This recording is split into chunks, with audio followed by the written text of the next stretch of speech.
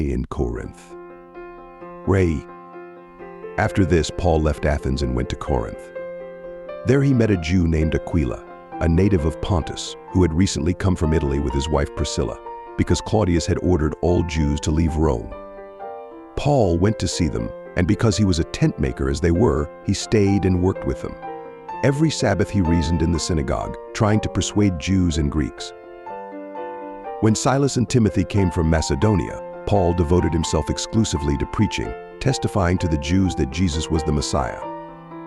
But when they opposed Paul and became abusive, he shook out his clothes in protest and said to them, "Your blood be on your own heads. I am innocent of it. From now on I will go to the Gentiles." Then Paul left the synagogue and went next door to the house of Titius Justus, a worshiper of God. Crispus, the synagogue leader, and his entire household believed in the Lord, and many of the Corinthians who heard Paul believed and were baptized. One night the Lord spoke to Paul in a vision, "Do not be afraid, keep on speaking. Do not be silent, for I am with you, and no one is going to attack and harm you, because I have many people in this city."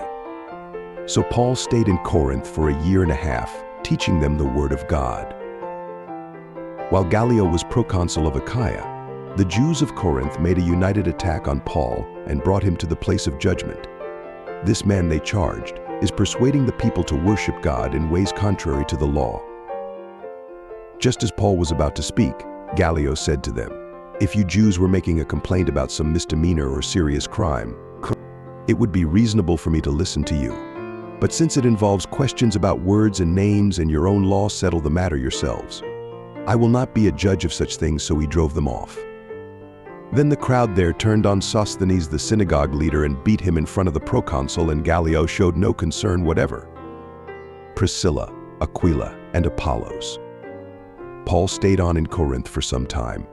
Then he left the brothers and sisters and sailed for Syria, accompanied by Priscilla and Aquila. Before he sailed, he had his hair cut off at Century because of a vow he had taken. They arrived at Ephesus, where Paul left Priscilla and Aquila. He himself went into the synagogue and reasoned with the Jews. When they asked him to spend more time with them, he declined. But as he left, he promised, "I will come back if it is God's will." Then he set sail from Ephesus. When he landed at Caesarea, he went up to Jerusalem and greeted the church, and then went down to Antioch. After spending some time in Antioch, Paul set out from there and traveled from place to place throughout the region of Galatia and Phrygia, strengthening all the disciples. Meanwhile, a Jew named Apollos, a native of Alexandria, came to Ephesus. He was a learned man, with a thorough knowledge of the Scriptures. He had been instructed in the way of the Lord, and he spoke with great fervor and taught about Jesus accurately, though he knew only the baptism of John. He began to speak boldly in the synagogue. When Priscilla and Aquila heard him, they invited him to their home and explained to him the way of God more adequately. When Apollos wanted to go to Achaia, the brothers and sisters encouraged him and wrote to the disciples there to welcome him. When he arrived, he was a great help to those who by grace had believed. For he vigorously refuted his Jewish opponents in public debate, proving from the Scriptures that Jesus was the Messiah.